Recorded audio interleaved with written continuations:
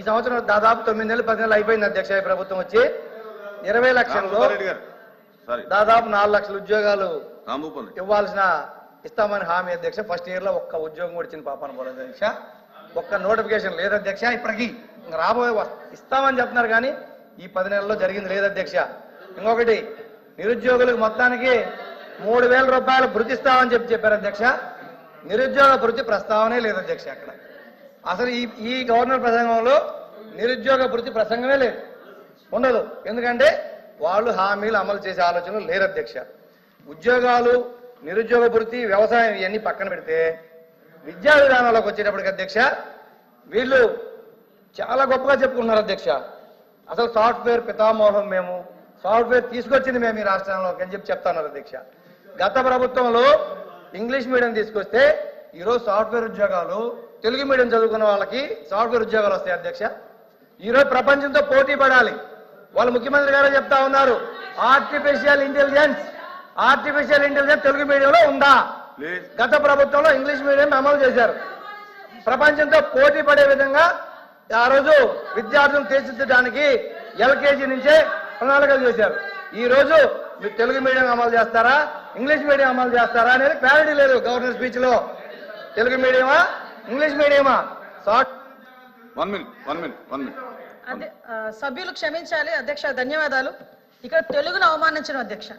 తెలుగు చదువుకుంటే సాఫ్ట్వేర్ ఉద్యోగాలు వస్తాయా అని అడగడం అన్నది నిజంగా అబ్జెక్టబుల్ అధ్యక్ష. ఏం తెలుగు చదువుకున్న వాళ్ళు కలెక్టర్లు కాలేదా? తెలుగు చదువుకున్న వాళ్ళకి పెద్ద పెద్ద పొజిషన్ లో లేరా? తెలుగు వాళ్ళు ఈ రోజు ఢిల్లీలోని పెద్ద పెద్ద పొజిషన్స్ లో లేరా అధ్యక్ష? తెలుగు మీడియంలో చదువుకున్న వాళ్ళందరూ కూడా ఈ రోజు మంచి మంచి పొజిషన్స్ లో ఉన్నారు. తెలుగు చదువుకుంటే సాఫ్ట్వేర్ ఉద్యోగాలు రావు అన్న పదాన్ని అతను విత్డ్రా చేసుకోవాలి అధ్యక్ష.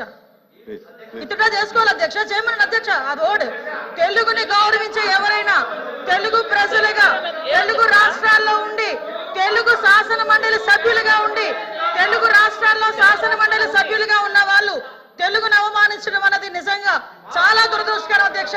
దీన్ని మీరు ఎట్టి వేస్తున్నా విత్డ్రా చేసుకోవాలి అధ్యక్ష. బోర్డ్స్ విత్డ్రా చేసుకోవాలి, లేకపోతే మీరైనా విత్డ్రా చేయాలి. చెప్పండి. నేను కూడా తెలుగు మీడియం చదువుకున్నా అధ్యక్ష. అరే మీరు మా వినండమ్మా, మీరు మధ్యలో ఇంటర్ఫీర్ అవ్వద్దు దయచేసి అధ్యక్ష. మీరు ఇంటర్ఫీర్ అవుతుందని చెప్పండి, మొత్తం అయిపోయినాక మాట్లాడమని చెప్పండి. ఇంటర్ఫీర్ అవుతుందని చెప్పండి. మీరు పూర్తిగా మా భావం చెప్పకుండా, మా అభిప్రాయం చెప్పకుండా మాట్లాడతారు అధ్యక్ష. నేను చెప్పింది వినాలి కదా అధ్యక్ష. నేను చెప్పింది అధ్యక్ష, మా ప్రభుత్వ విధానం చిన్నప్పటి నుంచి కూడా ఇంగ్లీష్ మీడియంలోకి తీసుకొస్తే తెలుగు 100% సబ్జెక్ట్ ఉండాలనేది మా విధానం అని చెప్తున్నా. పూర్తిగా వినకుండా మధ్యలో ఇంటర్వ్యూర్ అయిపోయి ఎక్కడెక్కడ దూరిపోయి డిబేట్ చేయొద్దు అధ్యక్ష. మా అభిప్రాయం అధ్యక్ష మా అభిప్రాయం పూర్తిగా విన్న తర్వాత మాత్రమే వాళ్ళు ఇంటర్వ్యూ అవ్వమని చెప్పండి దయచేసి. మధ్యలో డిబేట్ చేస్తున్నారు.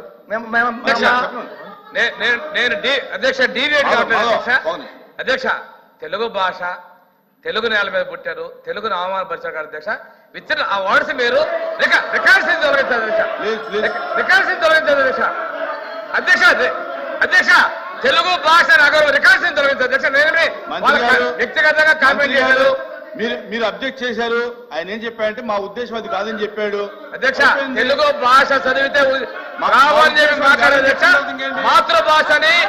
మాతృభాషని జన్మభూమిని అవమానపరుస్తారు అధ్యక్ష. రికార్డు నుంచి తొలగించాను అధ్యక్ష. నేను వాళ్ళ పార్టీలు కానీ వాళ్ళ వ్యక్తిగతంగా మాట్లాడే అధ్యక్ష. తెలుగు భాష మీరు ఇక్కడ ఉన్న వాళ్ళందరూ కూడా అందరూ తెలుగు భాష ఉన్న వాళ్ళమే. తెలుగు భాషను మాత్రం వాళ్ళు మాట్లాడటం కరెక్ట్ కదా అధ్యక్ష. భాషని వాళ్ళు కామెంట్ చేసి రికార్డు నుంచి తొలగింది అధ్యక్ష. నేను చెప్పింది మా విధానం. గత ప్రభుత్వంలో ఇంగ్లీష్ మీడియంలో ప్రపంచంతో పోటీ పడే విధంగా విద్యార్థులను తీర్చిదిద్దాలనే తెలుగు, ఇంగ్లీష్, హిందీ అన్ని సబ్జెక్టులని బ్యాలెన్స్ చేసుకుంటూ మేము పోవాలని మా విధానం అధ్యక్ష. ఇప్పుడు మీ విధానం ఏందనేది దీంట్లో పెట్టలేదని అడుగుతున్నాం అధ్యక్ష. అంతేగాని మేము తెలుగు మీడియమే, మేము తెలుగే మాట్లాడతాం, మాకు ఇంగ్లీష్ రాదు, మాకు హిందీ రాదు, నేను ఈ సభాముఖంగా ఒప్పుకోను. నేను తెలుగే మాట్లాడతా, నేను తెలుగే చదువుతా, తెలుగు బుక్కే చదివి నేను మాట్లాడుతున్నా. దయచేసి ఒక్క నిమిషం మేడం, మీరు వినండి మేడం, ప్లీజ్ ప్లీజ్ ప్లీజ్ అధ్యక్ష. దయచేసి మీరు మాకు చెప్పారు ఇంటర్ఫియర్ చేయవద్దని పూర్తిగా విన్న తర్వాత మాట్లాడమనండి. అది కాకుండా అధ్యక్ష ఉచిత గ్యాస్ మహిళలకి ఇబ్బందులు పడుతున్నారని 3 సిలిండర్లు ఇస్తాం సంవత్సరానికి అని చెప్పారు అధ్యక్ష. కానీ ఈ 10 నెలల్లో ఇచ్చింది ఒకే ఒక సిలిండర్ అధ్యక్ష. అది కూడా టెక్నికల్ రీజన్స్ తో కొన్ని పెండింగ్ ఉన్నాయి అధ్యక్ష. అది కూడా దీంట్లో ప్రస్తావన లేదు అధ్యక్ష. మహిళలకి ఉచిత ప్రయాణం ఇస్తామని చెప్పారు అధ్యక్ష. అది ఎన్నికల హామీల్లో ఏ సంవత్సరం నుంచి ఇస్తాము, ఏ సంవత్సరం నుంచి లాస్ట్ 1 year ఇస్తామా, ముందు ఇస్తామని చెప్పలేదు అధ్యక్ష. దయచేసి ఆ ప్రస్తావన కూడా దీంట్లో లేదు అధ్యక్ష. అదేవిధంగా తల్లికి వందనం ఎంత మంది ఉంటే కుటుంబంలో అంతమందికి పిల్లలకి ఇస్తామని చెప్పి వీళ్ళ ఎన్నికల హామీ అధ్యక్ష. అది కూడా దీంట్లో లేదు, గవర్నర్ ప్రసంగంలో లేదు. ఇంకోటి అధ్యక్ష, అధ్యక్ష ఈ బుక్ లో ప్రస్తావన లేదని చెప్తున్నా అధ్యక్ష, మేము అనట్లేదు అధ్యక్ష. అదేవిధంగా మహిళలకు 19 సంవత్సరాల నుంచి 50 సంవత్సరాలు నిండిన వాళ్లకు నెలకి 1500 లెక్కన సంవత్సరం 18,000 ఇస్తామని చెప్పి ఎన్నికల హామీలు ఇచ్చారు అధ్యక్ష. దాంట్లో దీనిలో వచ్చేసరికి ఇప్పుడు ఈ సంవత్సరం 10 నెలలు అయిపోయింది అధ్యక్ష. రాబోయే నెలలు ఇస్తారా లేదనేది కూడా దీంట్లో క్లారిటీ లేదు అధ్యక్ష. అదే కాకుండా ఒకే ఒకటి అధ్యక్ష చేసింది, మేము విమర్శించడానికే కాదు, దీంట్లో ఏముంది దీంట్లో ఏం లేదో చెప్తుంది. 3,000 రూపాయల పెన్షన్ 4,000 రూపాయలు చేశారు అధ్యక్ష. కానీ ఆ పెన్షన్లు మళ్ళీ కోత పెట్టేదానికే ఆలోచనలు జరుగుతా ఉన్నాయి అధ్యక్ష. అది కూడా దీంట్లో లేదు అధ్యక్ష. కోతలు ఎలా పెడతారనేది దీంట్లో లేదు అధ్యక్ష. అది ఒక్కటి మాత్రం పెంచామని చెప్తే అది ఒకటి ఉంది అధ్యక్ష. ఇదే విధంగా